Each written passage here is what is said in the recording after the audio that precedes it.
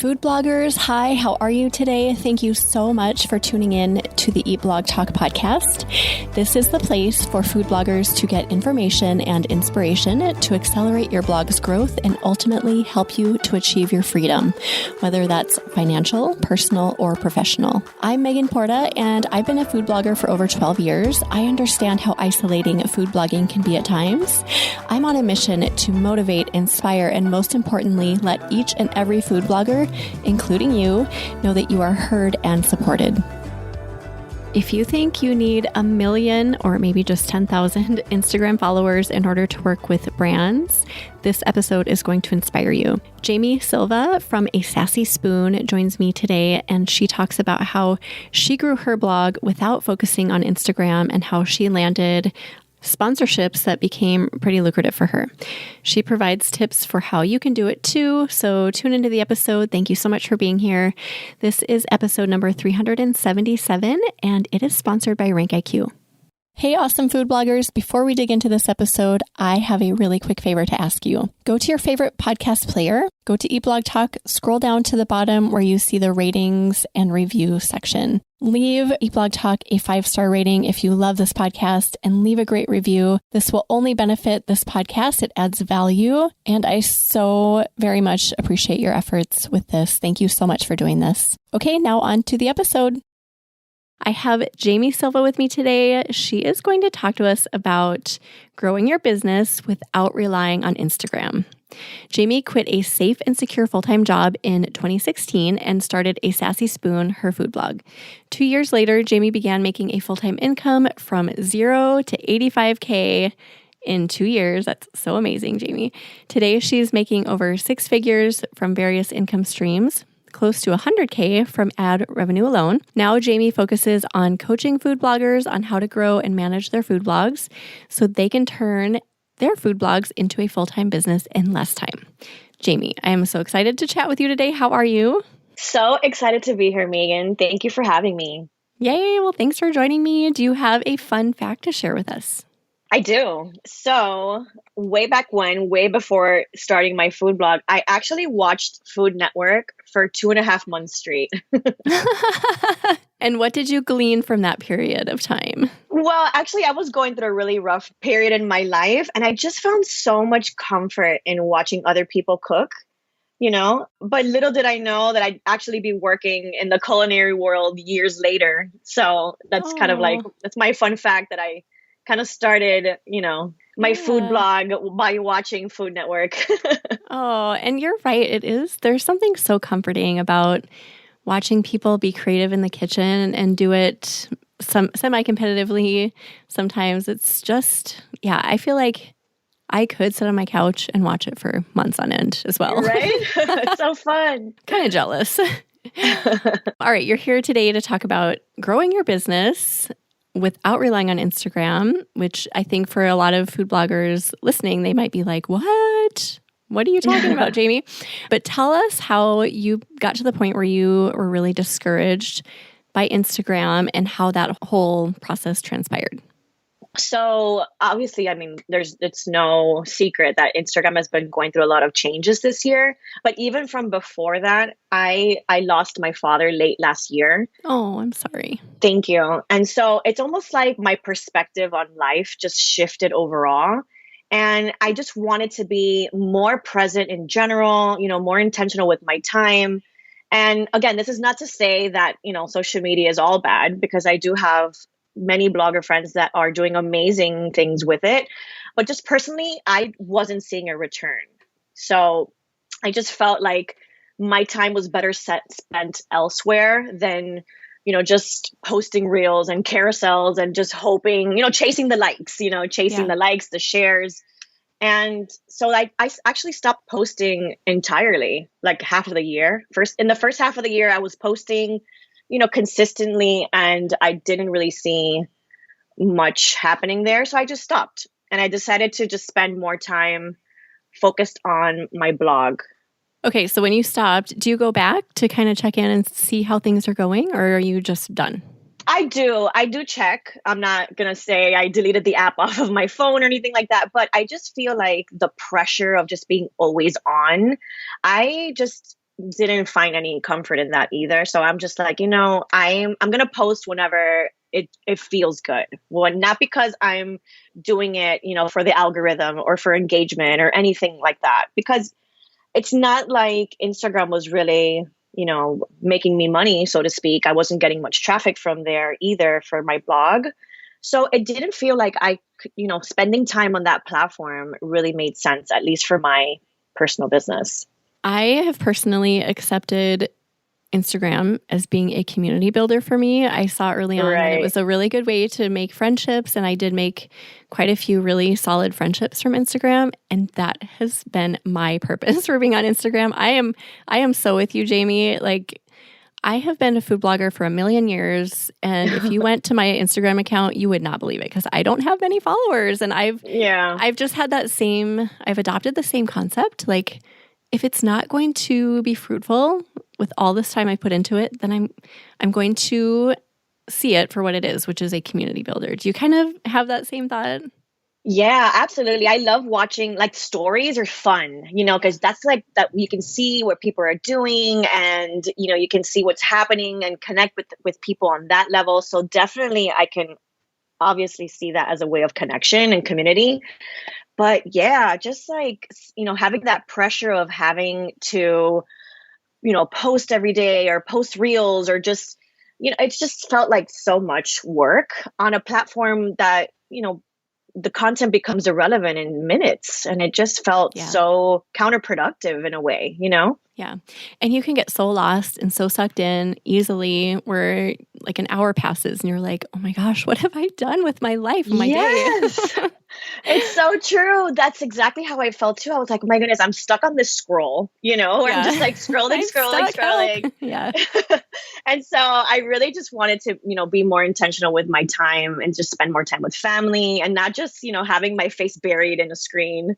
So yeah, just overall, I just decided to spend more time on different parts of my business that were actually going to bring a return and, going to be easier to monetize, so to speak. Yes. And we'll talk about that in just a second. I first wanted to say so sorry about your dad and the loss of him. I just lost my mom a few weeks ago. Oh, I'm so sorry. Oh, I know. It's hard. I mean, it is hard. Losing a parent is hard. Yeah, absolutely. It is. You think about it your whole life, like what's it going to be like? And then when it happens, it's like, oh my gosh, I never imagined it could be this weird and hard. I mentioned that because I love what you said about the death of your father making you more intentional and present. Yeah. And that's exactly what I'm feeling right now. Like, there are certain parts of my business and my life that I just feel like they're irrelevant. I don't need to do them anymore. Right? Like, being faced with a parent's death is such it just shakes you to the core and it makes you just see things differently. And it doesn't have to be a death necessarily that does that, but any trial that you go through, I feel like you have that same just like, whoa, what is important here? What do I need to focus on? What do I not need to focus on?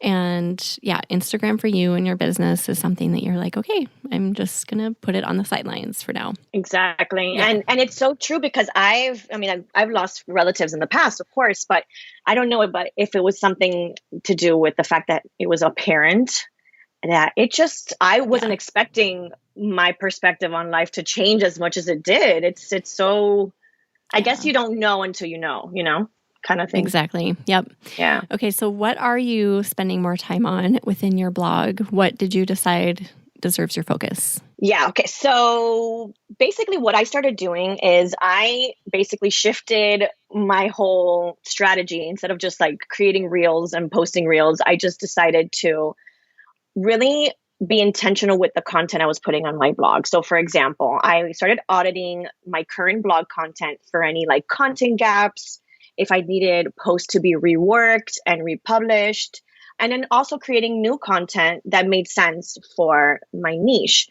So actually, another thing that I did is earlier this year, I shifted to a more narrow niche. So before, a Sassy Spoon was more about comfort food in general. And I felt like maybe I should niche down even further and do comfort food from the lens of Cuban food, because I'm first generation Cuban American. So I decided, why not, really niche down to posting about Cuban cuisine. And as a result, I've actually seen more traffic come to the site. I've seen more email subscribers. I've gotten like messages from people around the nation just thanking me for sharing this type of content because either their grandmother passed away or they moved out of South Florida where Cuban food is a lot more predominant. And it just became more, apparent to me to be like, okay, I'm on the right path. This is the long game. This is the one that's going to pay off in the long run. So me focusing my time on making my blog more robust with all the different types of content that it needs to, either like fill up different categories or just rework old posts that hadn't been reworked in a long time. All that, I'm actually seeing more of a return than, posting reels on Instagram, so to speak. Well, I think that's so smart. And this is actually a really important, effective piece of the puzzle that we often set aside because of the new shiny objects and the new, all the platforms. Yeah. So you're actually going back to the basics, going back to the things that are going to move your blog forward, which I think is a really smart move. So how has that affected your traffic and your revenue and everything? So as a result of posting on my blog, like I mentioned, I've seen a more targeted audience, which is really the goal of blogging, right? It's just to attract a more targeted audience that you're going to be able to monetize from. But I also was able to secure 4 contracts for the year, 3 of which were annual contracts. Ooh. Nice. Yeah, which is great because, that's steady income. And 3 were for Sassy Spoon, which means that they were sponsored, on the blog, on social media. But then there was also one that was just pure content creation, which I highly recommend you guys really pitch that to brands just to do some content creations for them. And they were all secured through an email. None of them were secured through Instagram. I know that I've had messages from people that have told me like, I'm so scared about leaving Instagram. How am I going to get brand partnerships if there's no Instagram? So I feel like moving away from Instagram and bringing the conversation to email is going to be a lot more successful in the long run because you can build the relationship way better back and forth on email and even on phone calls, just going old school here. Yeah. Instead of maybe Instagram DM, you don't know if the person that's running those brand accounts, if they're like interns or, and instead on email, you can go directly to the media person that's in charge of the media campaigns and, spark up a conversation with them. Yeah. And LinkedIn, I know a few food bloggers who have used LinkedIn to get contacts for, sponsored work. Have you used that avenue? I have, just to find their email. Yeah. So definitely it's been, you kind of just have to get a little creative when you're trying to look for contact info if you're not able to secure it a different way. But LinkedIn's definitely worked. Okay, so you've secured some amazing contracts. You didn't go through Instagram. I think it's kind of it's something that we all hear that you have to be on Instagram if you want to get sponsored work. But you're saying that is not the case. You've done this all through old school methods. Yeah, absolutely. And I feel like that, actually, I'm glad you mentioned that. I think we've been almost like conditioned to believe that if we're not on Instagram or if we're not posting regularly or we're not DMing brands through Instagram, like it's almost like we're doomed for failure as a business. And I mean, that's why I believe that you can absolutely make you can make steady income, you can make a living without relying on Instagram or social media. By July of this year, after I stopped posting on Instagram and just focused on these contracts and on my blog, I had already made 6 figures, all without relying on Instagram. Oh my gosh, Jamie, that's amazing. Congrats. Thank you. Thank you so much. I mean, I don't want to, paint a false picture here. It has taken years, obviously. It's not something you can do overnight. I don't want anyone to think that they can just start a blog tomorrow and suddenly you'll have money in the bank.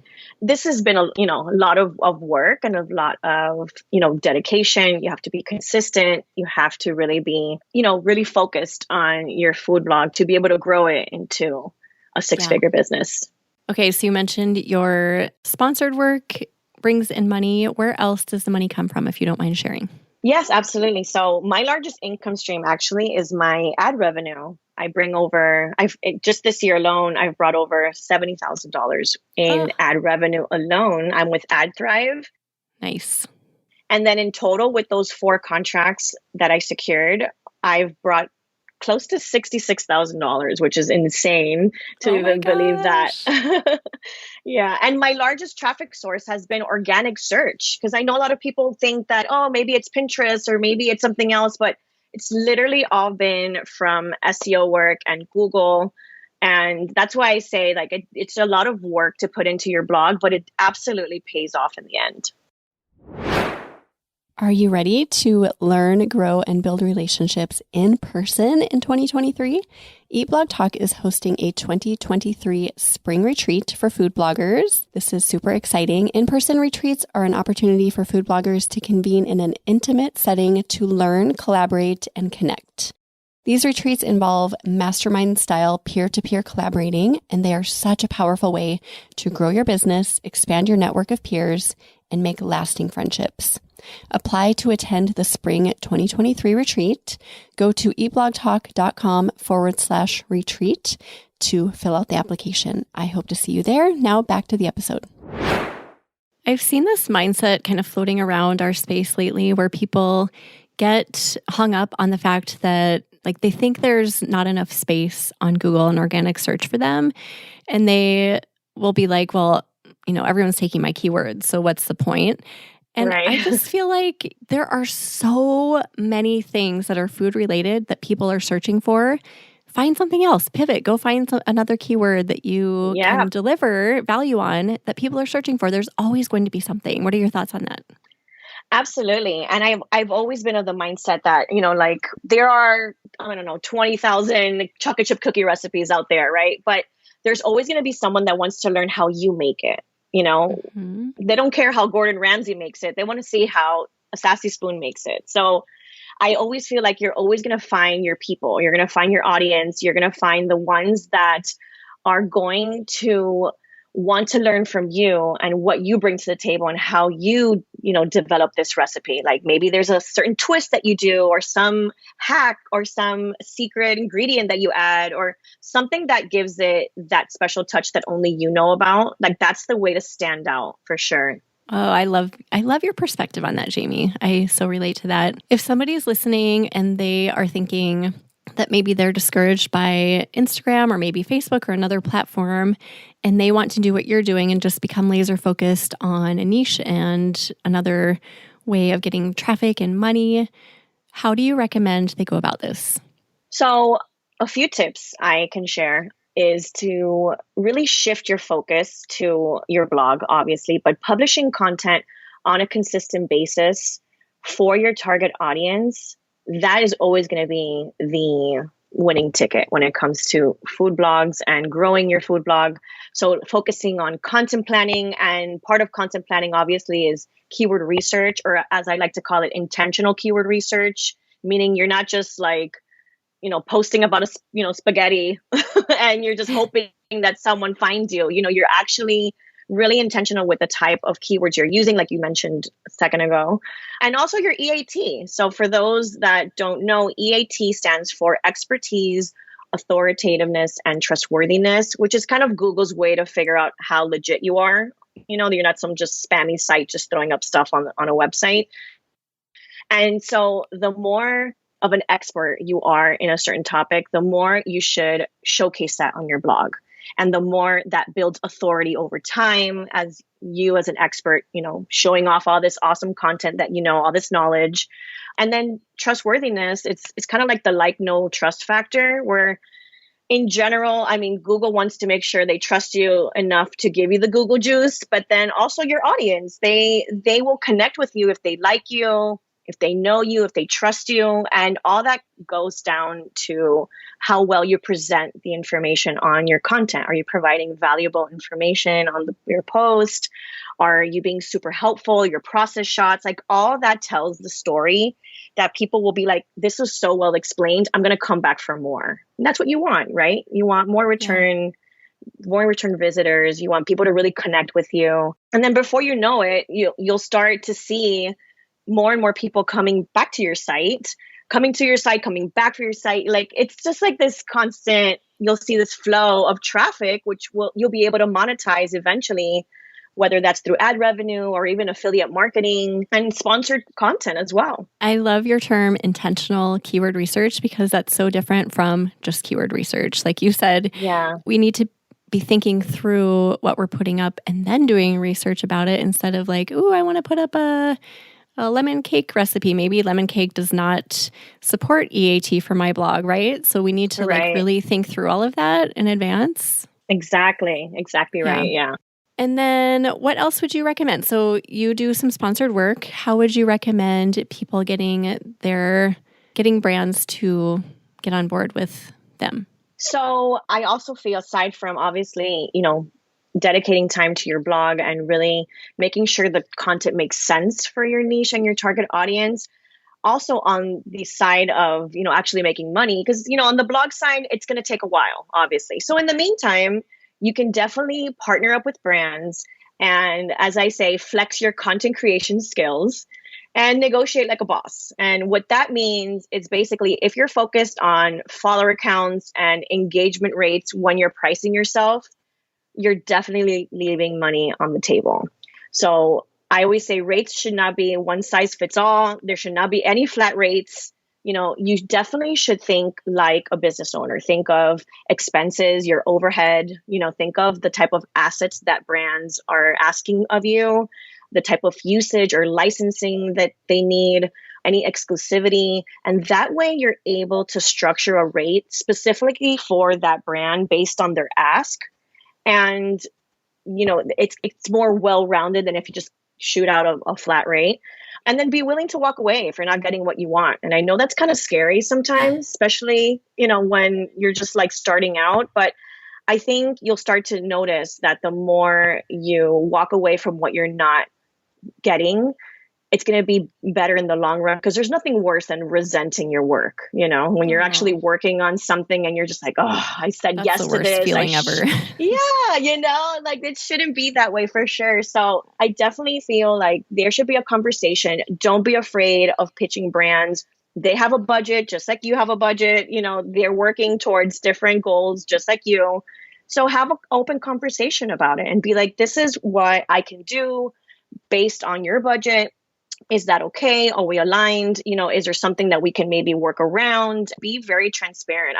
I'm very big on transparency. I feel like there should be an open conversation when it comes to that, as far as like, this is what, these are my rates, based on what you are asking me of and what's included, and ask a lot of questions. You want to make sure that you get like the full story from the brand, how they're going to use your content, and everything else. Because the last thing you want is to maybe give them a low rate because you're afraid of going too high.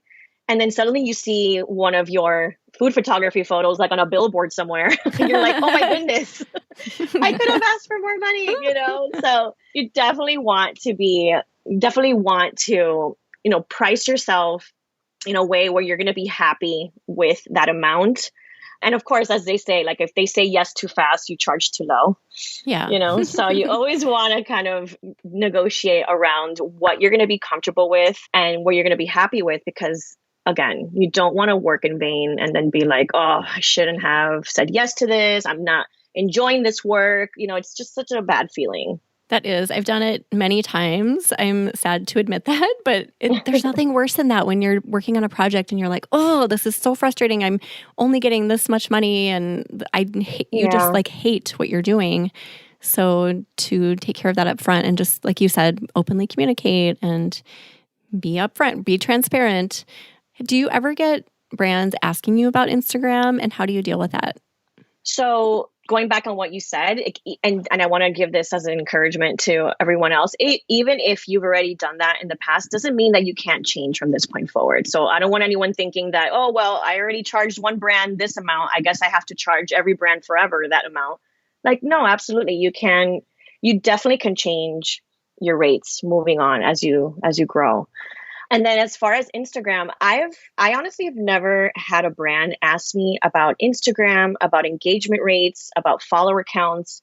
I honestly always view any type of brand partnership as them asking for assets. So what that means is they just want the content that they're going to be able to repurpose for their own goals. So whether that means they're going to use that for their email newsletter or for their own social channels, that's really how I pitch when it comes to sponsored content. I never think of like, well, this post only got 100 likes. I guess, maybe I didn't deserve this money or things like that. Like, I think of it like this was work that I put in. I bought ingredients for, I shot the recipe, I put in my time, and they're going to get food photography from that, or they're going to get a reel from that, or whatever that they're going to be able to use for their platforms. So I've never had a brand really, question me in terms of like Instagram or likes, shares, comments, anything like that. So really it comes down to focusing on what you're good at, focusing on the things that are going to move you forward, and not focusing on things that aren't working for you, right? So yeah, just not even adding it as part of the discussion. Absolutely. Yeah. Yeah. Okay. Do you ever wish that you were on Instagram? Do you ever have those fleeting thoughts like, oh, I'm kind of missing out? Or have you grown past that? The FOMO, yes, like Instagram FOMO. Yeah. Not really, to be honest. I think I've passed that.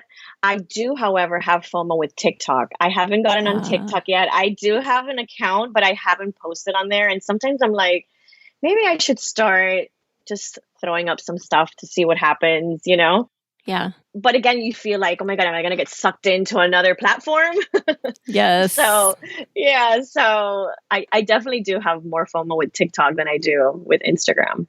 Do you have any other advice, Jamie, for people who are intrigued by your way of thinking about growing your business? Any other tips or anything to impart? I think overall, the whole like feeding the beast in terms of Instagram, if you're not feeling aligned with that for your own business, and if you feel like, you know what, I think I want to take a step back from Instagram and focus on my blog, you can absolutely do that. It's not going to be detrimental for your success, I promise. And again, it doesn't have to be forever. It could definitely be like a temporary thing. Maybe you go back to it, once you've taken a little mini break and you feel better, coming back with more of a fresh mind instead of this like, I need to post, that pressure is just awful. So I definitely think, focusing on your blog for a while and then getting back into Instagram, definitely not a bad idea. And by the way, I've taken breaks from Instagram for long stretches of time. And every time I come back, it's like I hop back in without skipping a beat. I mean, it's not like the world ends. The followers don't just like start falling off the cliff. People are still there. They still care. So it is okay to experiment with that, right? And just see what happens with a little break. Yeah, exactly. Especially now with these changes, maybe it'll kind of shake up the the algorithm somehow, right, where they'll be like, oh, she hasn't been posting. Maybe we can reset her whatever world of algorithms, like maybe something will help your engagement rate or something, I don't know. Yeah, I can see a new trend emerging with people just seeing the importance of like stepping away for periods of time and how that can maybe shift an algorithm for sure.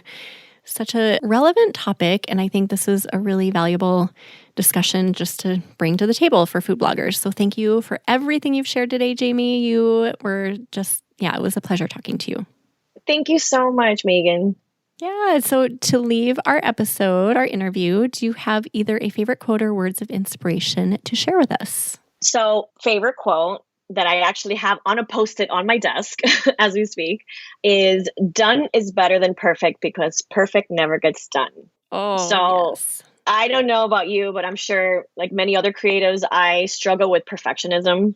And this is a quote that I repeat to myself daily because sometimes you just have to get your stuff done. You know what I mean? So we get so caught up in the details, and whether that's, just taking the plunge and starting your food blog and you don't want to do that because it's not the perfect time, or it's not, whatever it is, or you simply don't want to, share those photos on your blog for that recipe because you think they're not perfect, or whatever the case is. Sometimes you just have to start the blog and publish the post and just check it off the list, because more times than none, we realize that we were just obsessing over some silly details, and we wasted so much time stuck in that procrastination perfectionism loop, that then we realized like, oh, I was kind of worried for nothing. Like people really like the photos, or I started my blog. It wasn't that bad. It wasn't that scary.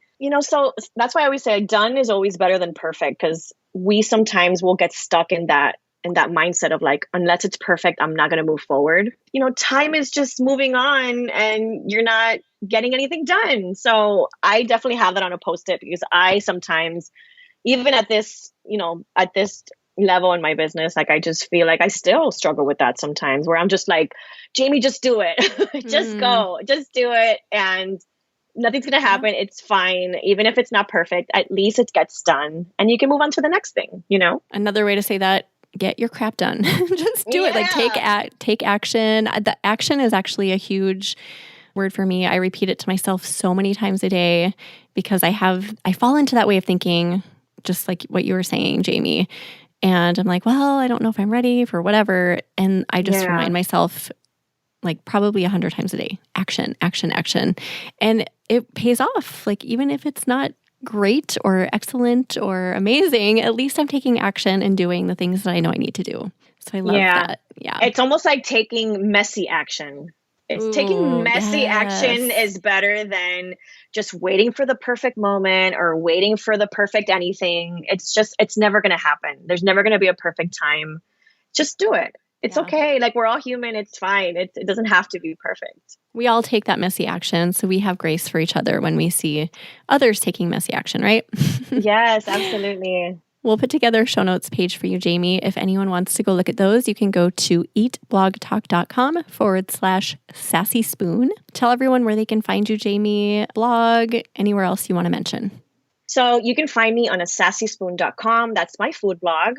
You can also find me at foodbloggerboss.co. That's where I host all my blogging courses from beginner to intermediate, as well as share free resources to help you start, grow, and manage your food blog. Amazing. Everyone go check Jamie out and all of her resources. Thanks again, Jamie, for being here. And thank you so much for listening today, food bloggers. I will see you in the next episode. Thank you so much for listening to this episode of Eat Blog Talk. Please share this episode with a friend who would benefit from tuning in. I will see you next time.